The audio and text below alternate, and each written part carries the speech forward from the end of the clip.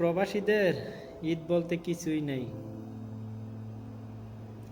2024 সালের ডিসেম্বর মাসে বাবা চলে গেল দুনিয়া থেকে।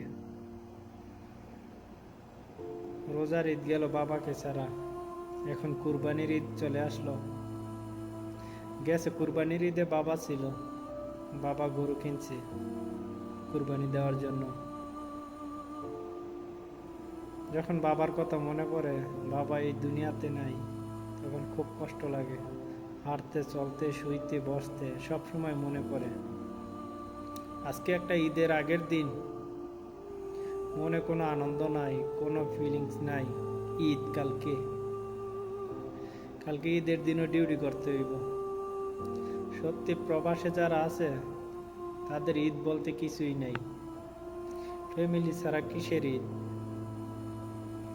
নাই মা বাবা, নাই পরিবারের ভাই বোন, কেউই নাই।